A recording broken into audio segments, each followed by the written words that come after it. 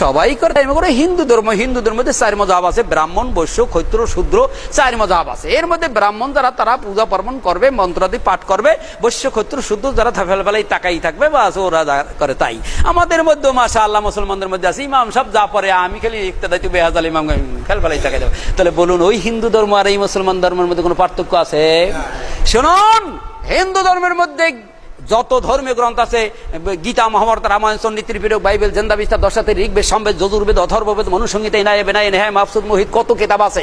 এই কিতাবের মধ্যে হিন্দুদের বেদ আছে, চণ্ডী আছে, চণ্ডী বুঝেন? এই চণ্ডীর মধ্যে লেখা হইল যত ভূত পিশাচের কিচ্ছা কাহিনী চণ্ডীর মধ্যে লেখা। আর বেদের মধ্যে লেখা, মহাভারতের মধ্যে লেখা হলো ভারত কেন্দ্রিক কথা, ভারতের বাহিরের কথা নাই। কথা বুঝতে পেরেছেন?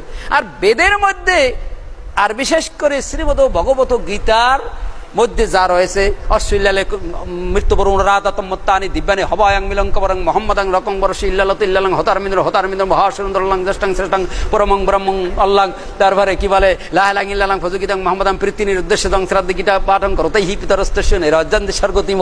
এগুলো তো আসলে ওরা পড়ে না। সবচেয়ে পরিতাপের বিষয় হলো হিন্দুদের বেদের ভিতর থেকে কেউ প্রমাণ করতে পারবে না যে মূর্তি পূজা করার কথা আছে, যে না নাই, ওরা পড়ে না। তার কারণ ওটা পড়ে না। ব্রাহ্মণরা বলে তোমরা ধরতেও পারবে না, ছুঁইতেও পারবে না, মানে মনে হয় ওটা বোম দলে বাস্ট হয়ে যাবে। এই জন্য ওরা বলে ধরতে পারো, ওরা খালি ফেলাই থাকে। ওই ব্রাহ্মণ যা বলে ঠাকুর যা বলে ওই বলছে। শুনুন, এই ব্রহ্মবাদী স্বভাব মুসলমানদের মধ্যে আছে। দেখবেন আপনি মসজিদে যাইয়া কোরআন শরীফ পড়ে শুনাইবেন, আর একদল আছে ওই মসজিদে ওই কোনায় গিয়ে তাবলিগি নেশা পড়ে শোনাবে। কোরআন পড়া যাবে না, কোরআন অসহজে বোঝা যাবে না, কোরআন সহজে বোঝা যাবে না। অবস্থা হলে 22 প্রকার এলেম লাগবে।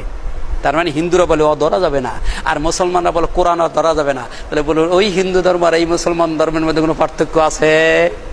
আছে নাকি? শুনুন, কেন বলে? তার কারণ হলো এই কোরআনে যা আছে তা যদি যাই না ফেলায় সাধারণ লোকেরা, তাহলে আমাদের কাছে আর হয় স্যার, জি স্যার, ইয়েস স্যার, নমস্কার দিতে আসবে না, ঠিক কিনা? ব্রাহ্মণরা এই জন্য বলে এটা তোমরা ধরতে পারবে না। তার কারণ এই বেদের ভিতরে যা আছে যদি হিন্দুরা সবাই জেনে ফেলে, তাহলে একটারও বাধাই রাখা যাবে না, মূর্তি পূজা সবগুলো ছেড়ে দেবে। এই জন্য কেউ ধরা যাবে না। তাহলে এই দেশের মানুষ যে ইসলাম মানে, এই ইসলাম আর হিন্দুদের ধর্ম কোনো পার্থক্য নাই।